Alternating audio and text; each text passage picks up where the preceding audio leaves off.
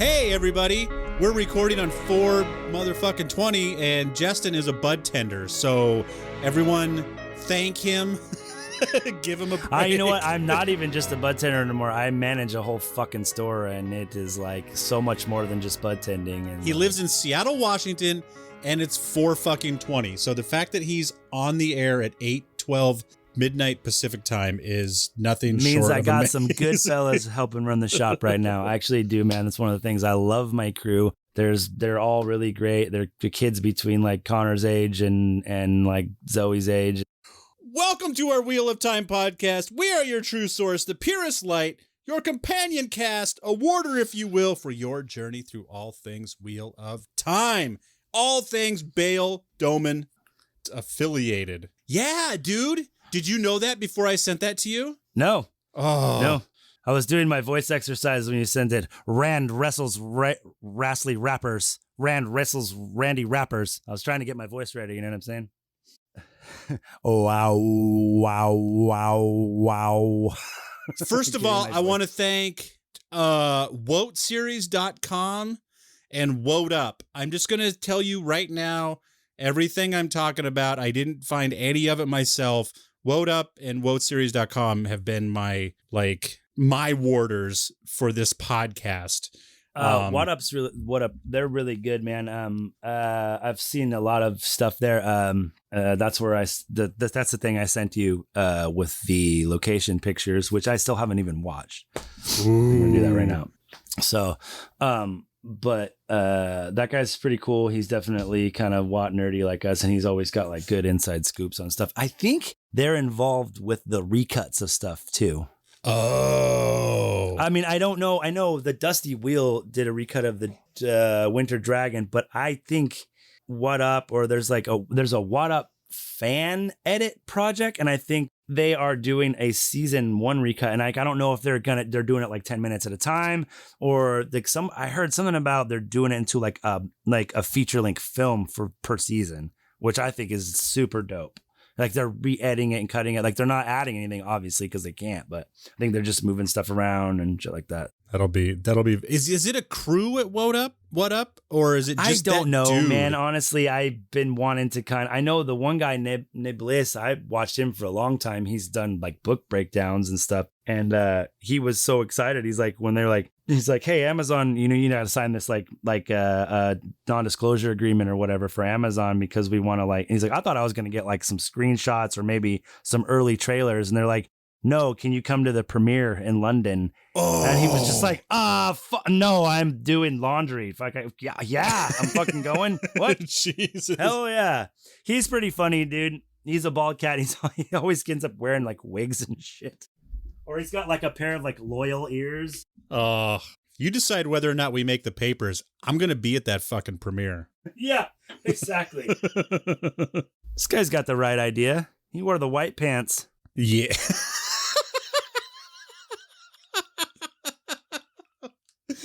Oh my God. I don't think I even told you, like, I didn't catch your brown pants joke until I was editing 2 weeks. Like, this is like months ago, but you made a brown pants joke and I was editing and I laughed because that's, Will, my teenager, everybody, that's his favorite joke. In Deadpool? Oh, I didn't even know it was in Deadpool. That's a Deadpool joke, bro. He's been telling that joke for years. So the reason why Deadpool wears a red suit is so bad guys can't see me bleed. That's right. This guy's got the right idea. He wore the brown pants like he's going to shit himself. Yeah. I mean, maybe it's not originally from Deadpool, but I don't know. That's, man, I love Ryan Reynolds. So right. much. I was going to say, yeah, we were watching, Kelly's been loving bloopers lately and she ran across some, breakup with him and, God damn it. Bateman. No, the one with him and where him and Bateman switch places. Oh, the Change Up. Yeah, that's a good one. I love that movie. The Change. So I always forget that those two are in a movie together. Like I need to watch that movie again too. So yeah, those two blooping it up was pretty good.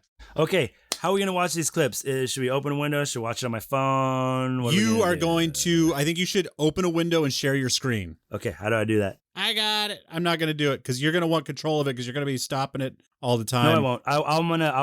I will say pause and then we'll start talking. There we go. I got it. Got it. Okay, everybody. So we're watching a What Up video entitled Wheel of Time Season 2 Leaked Set Pictures. This was released April 12th, and I might skip ahead a little bit once it gets going because he's got kind of a long intro. Feel free to skip his talking. I just want to see the pictures. I don't really care about what he says. I want to have our own opinion. Not to be rude. Just I want to. We know that the Wheel of Time is filming in Soria, Morocco between the 11th of April to the 30th of April. Now, what's really neat about this is that Soria is sort of an old port town. And in Soria, there's something called the Squala Medina, which is a historic fort. Now, this is right on the water. They have walkways and they have big parts of a castle and fortress. Got to be the Stone of Tyr. What's on the far left there with the windows, that's all existing fortress. The wall, the turret, the other stuff there, that's what they built.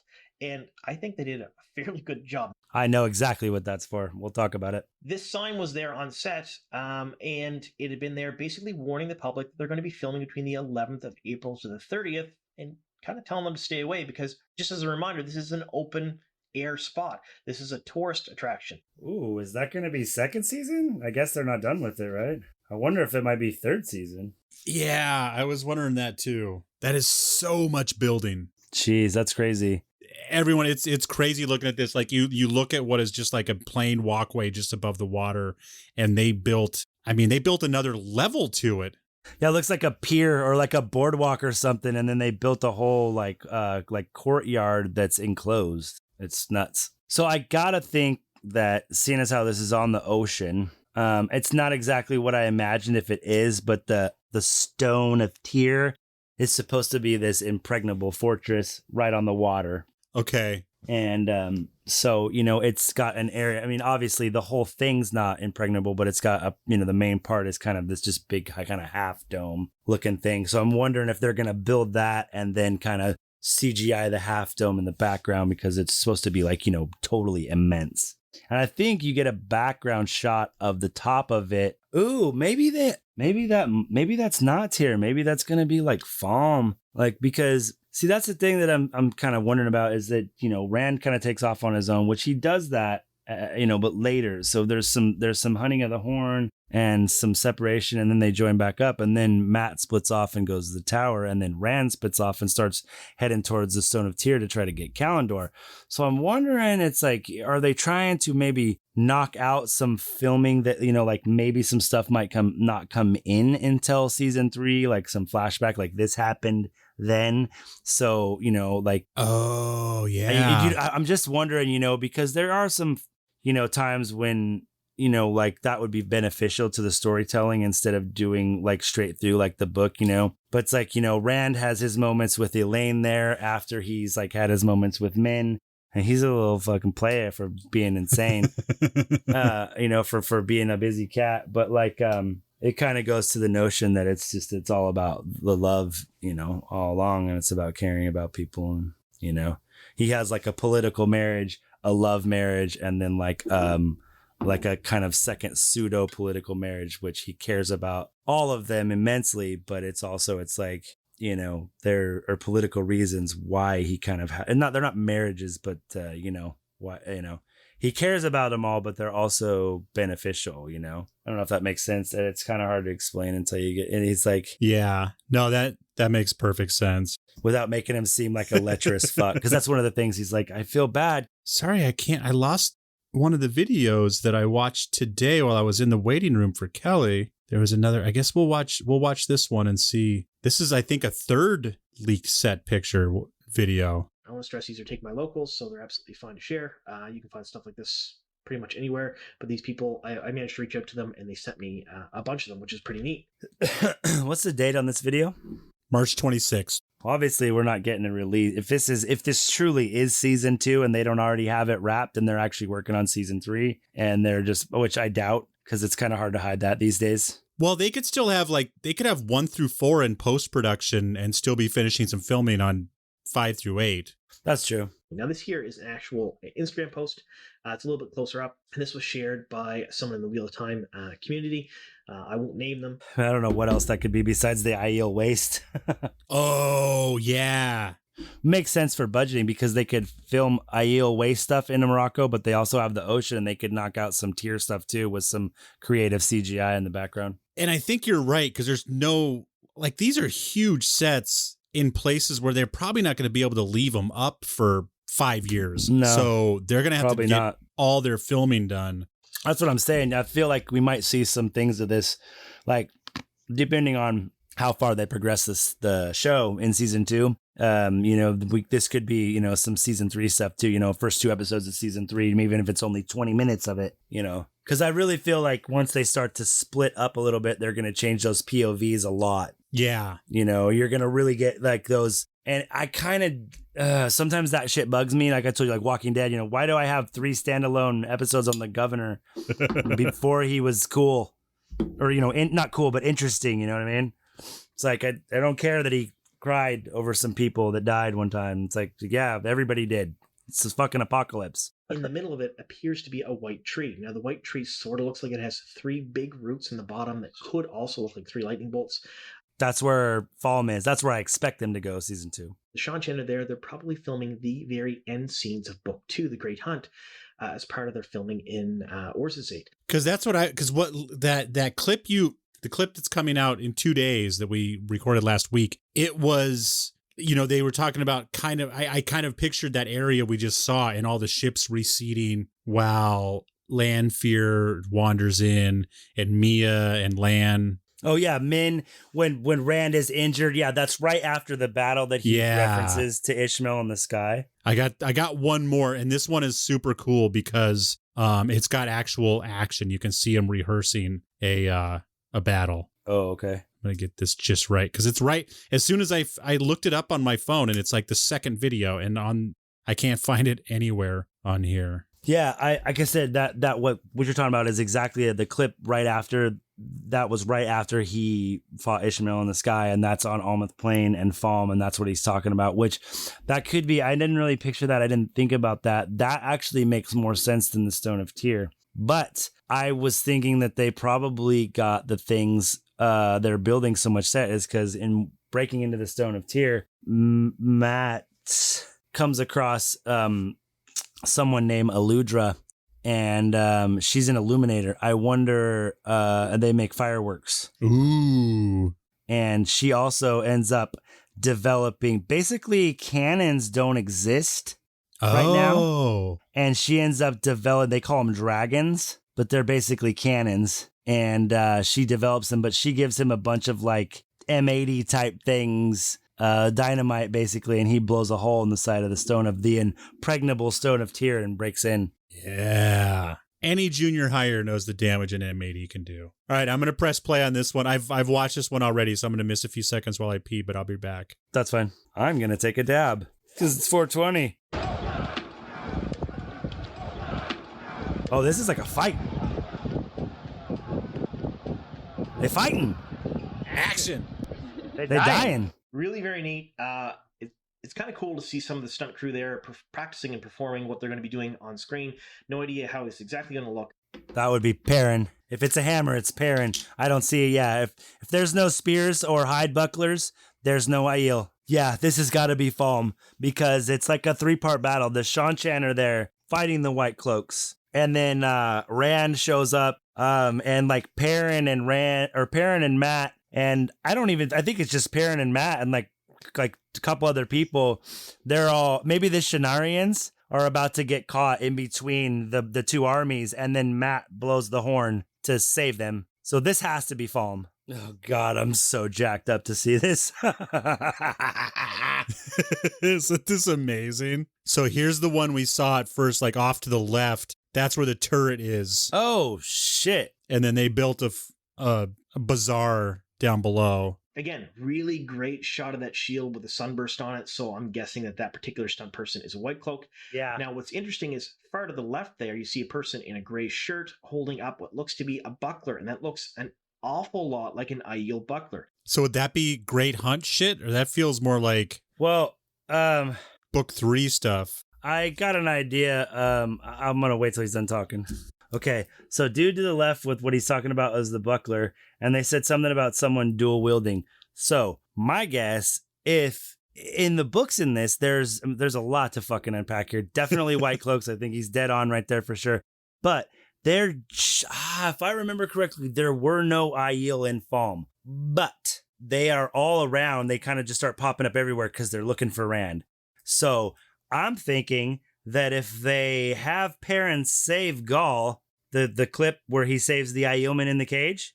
Yes. Perrin and Gaul, besties, homies, real tight buddies. So if they start becoming real tight homies before and like earlier, like if he gets out of the cage and then stays with Perrin, which is what I'm thinking is going to happen, he'll be there with Perrin fighting, or they have Aiel there for some other reason. But if they're seeing someone that's dual wielding that might be Perrin, that probably could be Gaul. That might be my guess. And that would be really cool. If they decide to bring Gaul in early with Perrin, it's great because he's like his little, I don't know, like they're bros, and Gaul's a bad dude. You heard that clip, man. He like took down like 5 guys. He didn't have a weapon. And he's like, all right, I got to go, Perrin. I'll see you later. We got a picture of someone playing Gaul a couple weeks ago, didn't we? Has he been cast? Oh, I don't think so. I thought we did. I had a picture of a curly-haired, redheaded guy, but I'm thinking it's going to be Gowan, Elaine, the Elaine Trecan's brother. Oh, yeah. Oh, and you know what? I was thinking about what you said. Maybe the first 4 are completely done, basically in post, and maybe getting some few things inserted from later. You know what I'm saying? Yeah. But maybe they're going to kind of run to this and past this and then start the journey to Tyr, and then the 3rd season starts with them, at the stone, basically. Which would be where in the book? End of the 3rd book, basically. Okay. So I could see this being like episode 5 if there's gonna be 8 again, and then then after this, No. like that scene we're talking about where Rand and Min like maybe takes place at the end of this episode or the beginning of the next one, and then 2 episodes heading to Tyr. Or maybe they discover traveling faster and they get there faster somehow, take a ship. I don't know, but they did a good job of just kind of like condensing storylines in the 1st season. So it'll be interesting. But man, I'm excited to see. This has got to be the only reason why I think that this might not be Falm is because of the Aiel. Because in Tyr, Matt's breaking into the stone like by himself and then runs into this other guy who was under compulsion and like betrayed Nynaeve and Egwene, and they're trapped in the stone by the Black Aja. And Matt's like, well, I'm going to go fucking save them by myself. Because that's what he does. He's like, there's nobody else. And then he runs into the other guy who is something called a thief catcher. He kind of can like smell danger like this. There's another guy from Shinar that can do it. They have a different name for him there. They call him a sniffer. They call Julian Sandar a thief catcher, but it's basically the same idea. They can smell violence. Sniffer. Matt's breaking in and runs into that dude, and he's like, well, I was going to go save them too, so because I feel bad, and so we should join up. And so they're like, okay. And then all of a sudden they start looking around, and they're like, the stone is like, seems like alive because there's Aiel just climbing all over it to try to figure out a way to break in. And so the only reason that I think this still could be the Stone of Tyr is because if there is more than one Aiel there, then it's not just Gaul, and they're either that or I don't see how they could take Kalendor out of Tyr. Why are Gaul and the Aiel connected? Because Gaul is not an Aiel. Yes, he is. Oh, he is. He's an Aielman. He's the Aielman in the cage that Perrin lets out. Oh, well, for some reason, I always think Aiel are so special in their own way that they would never be, they would hang out with Wolf Brothers, but they would never be one. It's not even that. It's like they are, God, how would I explain this? Or is Gaul not a wolf man? Is he just a badass? He's not. He's just a bad dude. He's just a bad motherfucker. Oh, okay. But at a certain point, Perrin's like, I need to enter the wolf dream completely, but I can't channel. Rand, can you like make a doorway to the world dream? Rand's like, this isn't like good. The wise ones would tell you not to do this. And he's like, yeah, well, I don't care, Rand. I got to watch your back, dude. And so he's like, okay. And Gaul's like, hey, you go, I go, bro. And so Gaul jumps in too. And Gaul starts to learn the world of dreams from Perrin. It's fucking dope. Oh. Gaul is cool, man. He's got this like dry sense of humor. And he's just like, you're a strange man, Perrin Ibarra. I'm trying to think of like a way to describe like Aiel and the rest of the like west in the world. I don't know. It's like, it's just like, if like before like cell phone and technology and stuff, and like all I heard is that you guys eat babies. It's like they just have these Aiel are savages and they just want to kill. And it's like, no, they're people. They have children and carpenters and blacksmiths, and they just happen to be exceptionally fierce because of where they live. And you find out why as the story goes along, because that was their journey, because they used to be anything but fierce. Okay. Spoiler alert, foreshadowing. They really dislike the traveling people. God, the poor traveling. The way of the leaf. They're like, if they see the traveling people, they're like, boo hiss, I'm out. They're disgusting. I am dying to know more about them, because I've learned, in season 1, they barely touch on them. And in book 1, I'm getting to know them not super well, but I'm understanding them a little bit more.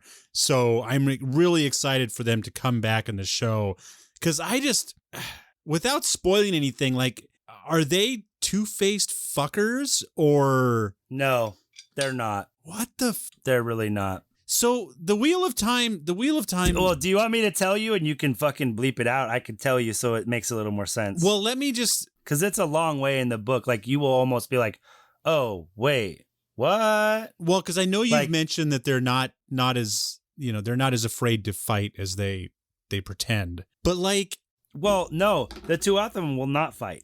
They will not fight. Oh, they will not. They'll stand there and just they will not fight. Oh, I thought you said when someone punches them in the face, they punch back. No. Oh. No. One of the Aaron.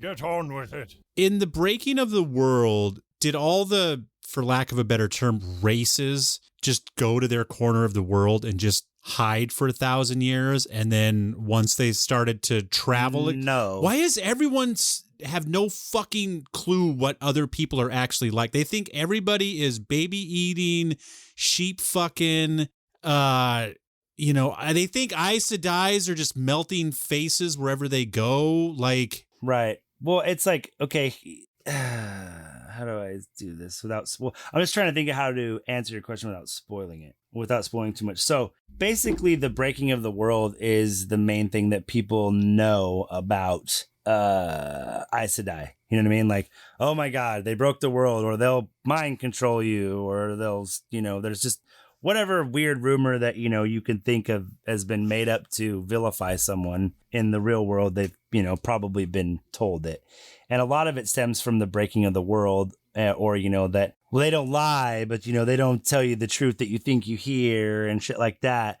It is just because during the breaking, that's why there's no races. Sorry. There's no races really, because the world was ripped apart, and it could be 2 blocks that were next to each other are now 2 miles apart or 200 miles apart. And so whatever pockets people found to survive in safety became nations. Okay. Cities and states and nations. And then it was dangerous because the world was still changing all around them. So if they found a pocket of safety, they stayed together. And then, just stories start over thousands of years of isolation because someone told a story about a Trolloc one time. And then now you're so far in the future where they're at now. There are places in the world where people don't even believe in Trollocs. Right. They've become a myth, So I was a little right in that everyone just ran to their corner of the world and didn't travel for 1,000 years. But it wasn't like a choice, like, right. All the people from here. It was just like, hey, we're here. We should try to live. And so, I think that, and then just biases and, it's like you said, people kind of tell their children lies to keep them safe. That's a big recurring theme. It's like, oh, if you stay up too late, Ishmael will snatch your soul. Landfear will come get you. And it's not for a tickle and a cuddle. Paper towel. Yeah. Ow. Why hurt me? So, yeah, dude, I'm super excited to see where all these things go. It's going to be crazy. Definitely, I think unless they're trying to combine Falm and Tyr, that's got to be Falm, and I'm thinking that's Gaul. Unless they're, like I said, I don't think they can move Kalendor there and make that work. So I don't know. Don't tell them what they can't do. I would never. Ooh. I'm a little. Oh, God, look at those. They're pictures of the fucking Shanchan domain on that one. Oh, yeah. Because they definitely went to another level with, like, they just had this. So backpedaling a little bit, and this came up, you mentioned it again in passing, and it keeps coming up in passing, and does the horn call people to you, or does the horn itself cause damage? It brings the dead heroes back, so... Oh, shit!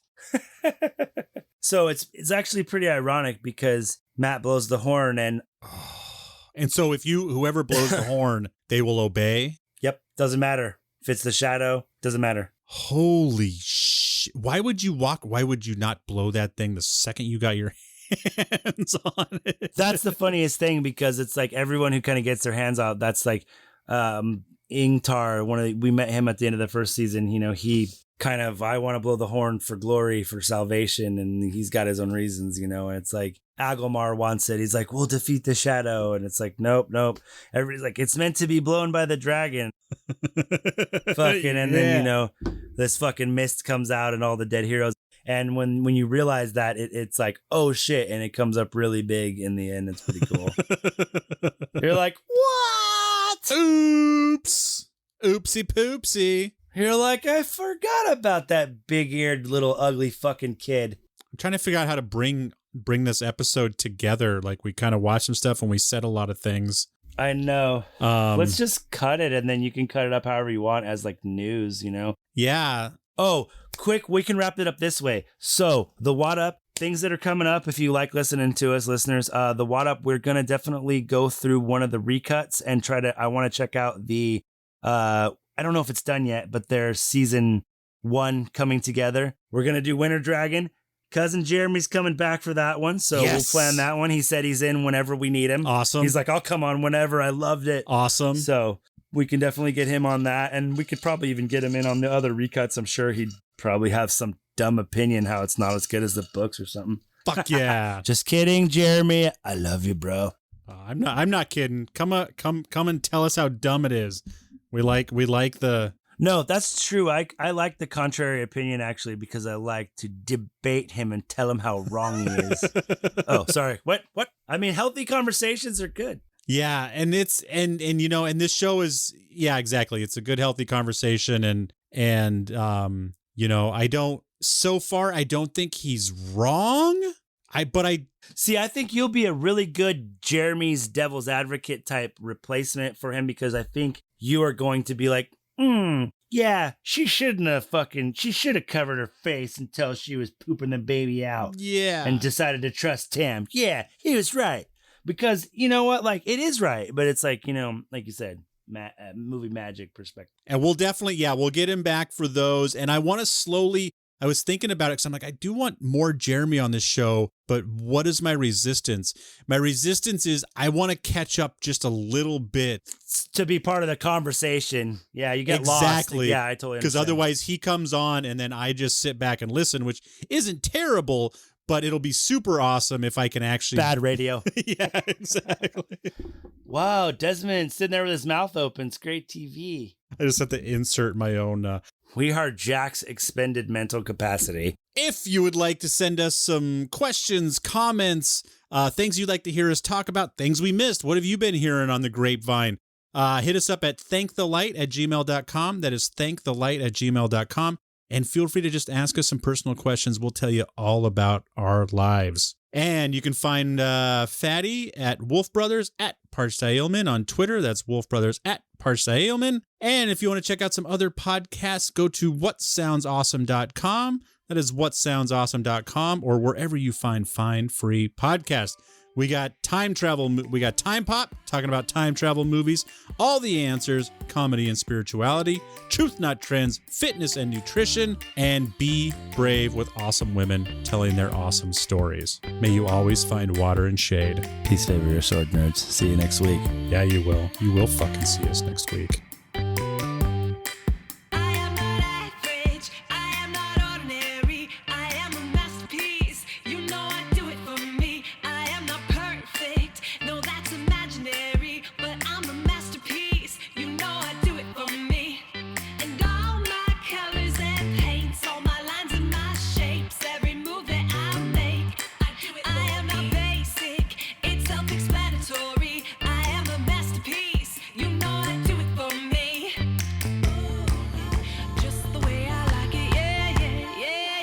Have you heard of these things called podcasts? I heard that they like get you sex. Well, I'm not doing it right then.